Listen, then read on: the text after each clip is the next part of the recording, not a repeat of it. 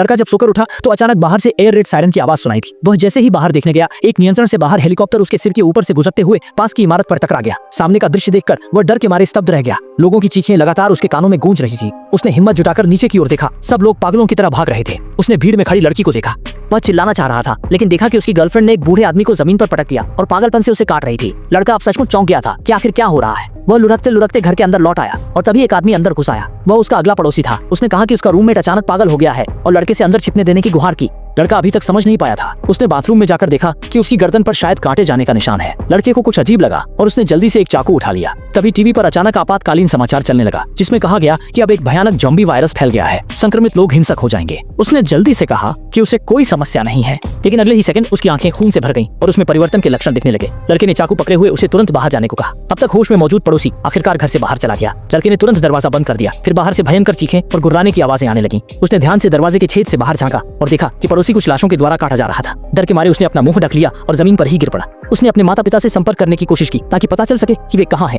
लेकिन अच्छी बात यह है कि कुछ समय बाद पापा ने खुद उसे मैसेज किया। उन्होंने कहा कि वे अभी सुरक्षित हैं और उसे बाहर न जाने को कहा। उसे जीवित रहना ही होगा। लड़के को समझ आ गया कि अब वह सिर्फ अपने दम पर ही टिक सकता है। उसने फ्रिज को धक्का देकर दरवाजे के सामने लगा दिया ताकि ज़ॉम्बी अंदर ना आ सके। उसने बिस्तर भी लिविंग रूम में ले आया ताकि वह दरवाजे की स्थिति को हमेशा देख सके। उसने कागज से खिड़कियों को पूरी तरह ढक दिया ताकि बाहर के ज़ॉम्बी उसे ढूंढ न पाए। इसके बाद हर दिन वह शीशे पर निशान लगाता, खुद को जीवित रहने की याद दिलाने के लिए। लेकिन अच्छा यह रहा कि ज़ॉम्बी ने उसे नहीं देखा। इस मौके का फायदा उठाकर लड़का पीछे से चुपके से हमला करता है। पहली बार जब लड़के ने ज़ॉम्बी को मारा तो वह कुछ डर गया। जब वह थोड़ा संभला तो उसने शव को बालकनी से नीचे फेंक दिया और फिर एक सर्फ बोर्ड का उपयोग करके वेंट को बंद कर दिया। आज घर में पानी भी बंद हो गया और खाना भी लगभग खत्म हो गया। लूसी लगभग टूटने के कगार पर था। उसी निराशा के बीच माँ का फोन आया। उसने बेसब्री से फोन उठाया, लेकिन उसने बिल्कुल भी नहीं सोचा था कि फोन का मैसेज ऐसा होगा। सामने से दर्दनाक चीखें सुनाई दी। लगता है माता पिता की स्थिति गंभीर है। लूसी को लग रहा था कि वह पागल हो जाएगा।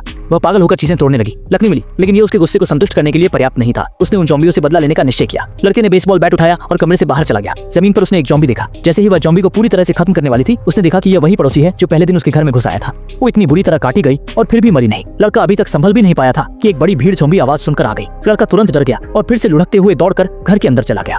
रात में वह दीपक के नीचे सिगरेट पीने का सोच रही थी। तभी अगले ही पल बत्ती गुल हो गई। उसने खिड़की से बाहर देखा और पाया कि पूरे शहर की बिजली बंद हो गई है। उसने जीने की आस भी खो दी। अगले दिन सुबह उसने खिड़की पर लगी ढकावट हटा दी, जिससे सूरज की रोशनी घर में आ सके। उसने खुद को समाप्त करने का निर्णय लिया, कम से कम अब भी वह इंसान होने के नाते। जैसे ही उसने फैसला किया,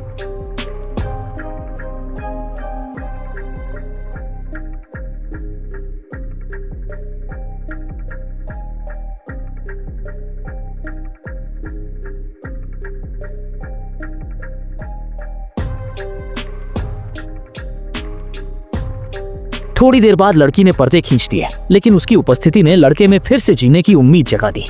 रात के दौरान आसमान से जोरदार बारिश होने लगी। उसने जल्दी से बर्तन बाहर लेकर जाकर पानी इकट्ठा किया और मौका पाकर आराम से नहा लिया। खुद को अच्छी तरह से साफ कर लिया। अगली सुबह लड़का बालकनी पर लड़की से मिलने आया। उसे देखकर लड़की भी बहुत उत्साहित हुई, लेकिन नीचे सारे ज़ॉम्बी थे जो आवाज के प्रति बेहद संवेदनशील थे। दोनों केवल लिखित रूप में ही संवाद कर सकते थे। बातचीत के दौरान पता चला कि लड़की के पास अब कोई नहीं है। फिर लड़के ने एक रस्सी फेंकी और 2 इमारतों के बीच एक डोरी बांध दी। उसके बाद उसने उत्साह से लड़की को 2 बोतल पानी भेजा, लेकिन पानी की बोतल कपड़े की रुकावट से टकराई और उसकी आवाज ने एक ज़ॉम्बी को आकर्षित कर लिया। वह ज़ॉम्बी बहुत फुर्तीला था और जल्दी से लड़की की ओर चढ़ने लगा।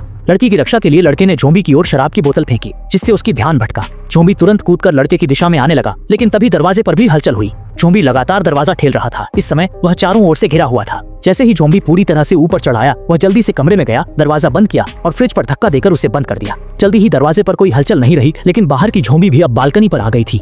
ज़ॉम्बी खुद ही बेहोश हो गया। लड़का इस मौके का फायदा उठाकर बालकनी से बाहर निकाल आया और ज़ॉम्बी पर जोरदार प्रहार किया। इस घटना के बाद उसने महसूस किया कि लड़की का अकेले घर में रहना बहुत खतरनाक है। कोई उसके साथ रहना चाहता था, इसलिए उसने कुछ उपयोगी सामान खोजने का फैसला किया। फिर यहाँ से निकलकर उसने साहस जुटाया और दरवाजा खोला। सीढ़ी में बहुत शांति थी, सिर्फ पड़ोसी की लाश जमीन पर पड़ी थी। अब वह आखिरकार मर चुका था। लड़के ने अभी पड़ोसी से चाबी निकाली ही थी कि उसने पीछे से कुछ आवाज सुनी। कुछ ज़ॉम्बी उसकी तरफ दौड़ रही थी। वह भाग नहीं सका, इसलिए उसने लेटकर मरने का नाटक किया। अच्छा हुआ कि ज़ॉम्बी ने उसे नहीं देखा। वह जल्दी से उठा और ज़ॉम्बी के आने से पहले पड़ोसी का दरवाजा खोलकर अंदर चला गया।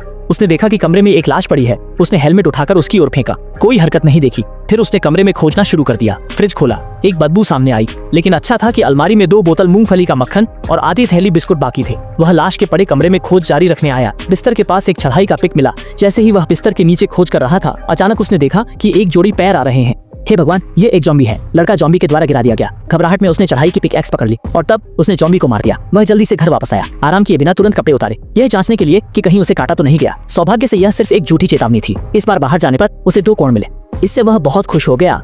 यहाँ से दूसरों के घर में सामान खोजने जाने की तैयारी कर रहा है। यहाँ की बदबू भले ही बुरी है, लेकिन गलियारे में जाने से बहुत अधिक सुरक्षित है। उसने एक कमरे से कूदकर नीचे छलांग लगाई। साधारण खोजकर सुरक्षा की पुष्टि के बाद वह निश्चिंत हो गया और घर में बहुत सारा खाना मिला, जो उनके लिए काफी लंबे समय तक जीविका के लिए पर्याप्त है। उसने बेसब्री से यह खुशखबरी लड़की को बताने का निर्णय लिया और लड़की उसकी सुरक्षा को लेकर चिंतित है। लड़का कहता है कि यहाँ बहुत सुरक्षित है। दरवाजे पर फ्रिज भी दरवाजे को अटाए हुए है। तभी उसे अचानक कुछ गलत महसूस होता है।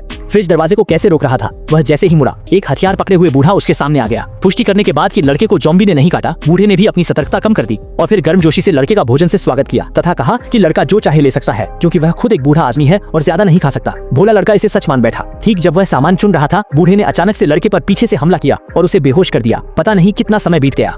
लड़का कोमा से जागा और उसने अपनी आंखें खोली तो उसकी नजर एक जॉम्बी पर पड़ी। लड़का डर के मारे लगभग फिर से बेहोश हो गया। दरअसल ये जॉम्बी बूढ़े की पत्नी थी। पत्नी के जॉम्बी बन जाने के बाद अपनी प्यारी पत्नी को मारने का उसका मन नहीं करता, इसलिए उसने उसे बिस्तर पर बांध दिया और पालने लगा। उसकी 2 पालतू कुत्ते पहले ही उसकी खुराक बन चुके थे और लड़के का आना पत्नी के लिए एक और भोजन का मौका था।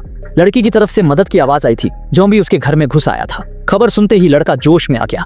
लड़का तेजी से घर वापस आ गया। उसने देखा कि लड़की बालकनी में छिपी हुई है और घर पहले ही जॉम्बी से भर चुका है। उसने बिना एक पल की भी झिझक के कपड़े की पट्टी पकड़कर सीधे नीचे छलांग लगा दी। आवाज सुनकर जॉम्बी यहाँ दौड़कर आया। लड़के ने जमीन से एक बंदूक उठाई और जॉम्बी को गले लगा लिया। गोलियों की आवाज ने तुरंत और अधिक जॉम्बी को आकर्षित किया। लड़की ने भी जल्दी से कपड़ा नीचे फेंका ताकि लड़का जल्दी से चढ़ सके, लेकिन जॉम्बी भी जल्दी से पीछा करते हुए आ गए। नाजुक क्षण में आदमी कपड़े की रेखा को पार कर गया और उसके बाद कपड़ा काट दिया। जॉम्बी भी नीचे गिर गए। लड़की ने लड़के के हौसले के तहत कपड़ा पकड़कर छलांग लगाई। लड़के ने उसे सफलतापूर्वक पकड़ लिया और दोनों ने आखिरकार एक दूसरे को सच्चाई में छुआ।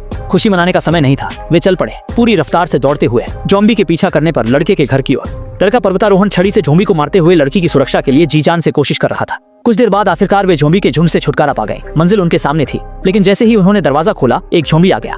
लड़के ने लड़की को अंदर धकेल दिया और खुद ज़ॉम्बी से लिपटा रहा। बाहर से लड़ाई की आवाज आ रही थी और लड़की केवल असहाय होकर देख रही थी। अचानक ज़ॉम्बी अंदर की ओर धक्का खाकर आया, लेकिन अगले ही पल उसे लड़के ने फिर बाहर खींच लिया।